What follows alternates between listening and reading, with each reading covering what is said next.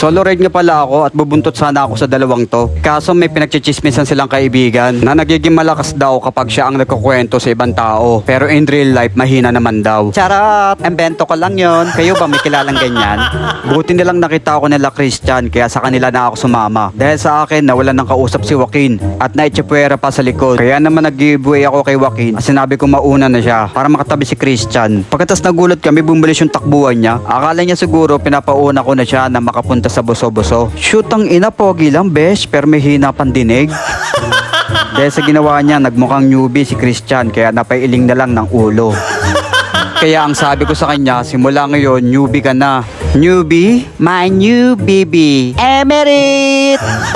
Nadaanan ko nga pala dyan si Noah at bumilib nga ako sa pagpupursige niya na makaaw ng buso-buso. Alam kong mahirap to para sa kanya pero porsigido talaga siya na pumayat. Tinanong ko nga siya dyan kung ano yung dahilan ng pagpunta niya sa buso-buso. Shoot, ang ina, bes, sa Mang Bigs daw siya pupunta. Masarap daw kasi yung bulaluhan doon. Charot! Naku, nanlait na naman ako. Mamaya makita to ng kapitbahay ko na pangit sa ugali ko pero sa pagmumukha niya hindi siya napapangitan. Emerit!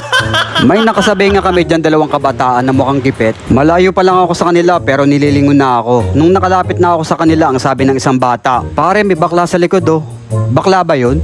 "Oo pare." "Hindi ba gipit ka?" "Oo pare, kaso nanghihina na tuhod ko eh. Kaya siguro wag na lang." "Shoot ka, maawa ka naman sa sarili mo, mukhang wala ka na ilalabas eh." Emerit!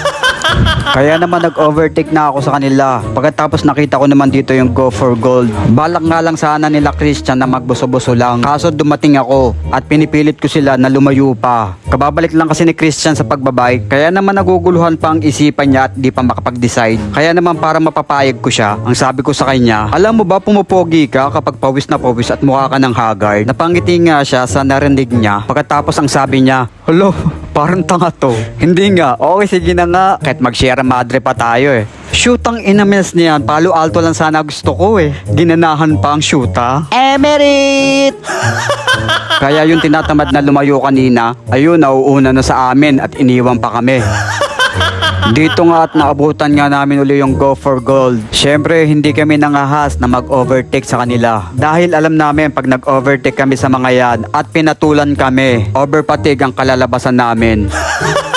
Pero dahil nga tuso ako at gusto ko mag-overtake sa kanila sa ahon, tinuhog ko silang lahat sa ahon. Pero nung alam kong hinahabol na nila ako at malapit na nila ako maabutan, dali-dali ko nilabas yung camera ko at hinapat ko sa kanila para hindi sila mag-overtake sa akin. O diba, nagmukha pa akong friendly sa kanila. Ang di nila alam, tinuhog ko na sila sa ahon. Emerit!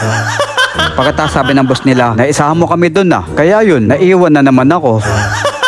Sumama na nga pala kami sa ride nila at tamang buntot lang sa likuran nila. Ang babait nga ng mga Go for Gold. Kaya naman napaisip ako na pwede rin pala ako magtatag ng samahan ng mga Becky. At ito ay tatawagin kong Go for Boys. Dahil kaming mga Becky, mababait sa mga boys. Charururut!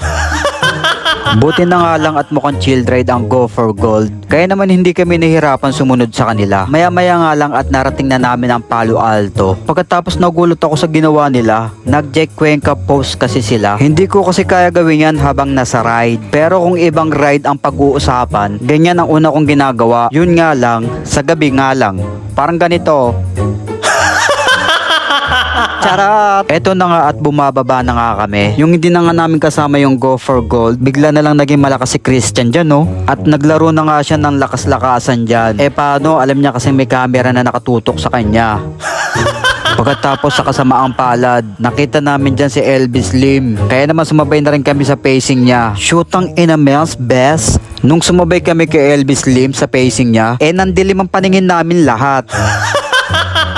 Kaya yun, baklas kaming lahat. Kaya nung iniwan na kami ni Elvis Lim, naglaro na naman ng lakas-lakasan tong si Christian.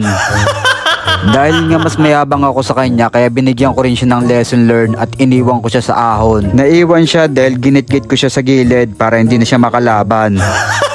Siya nga pala, nadaanan ko nga rin pala rito si Arnold o si Tara Bike Serye. Masipag magbike pero laging solo naman. Kaya wag na kayo magtaka kapag makita nyo na kinakausap niya yung sarili niya kapag nag-iisa siya.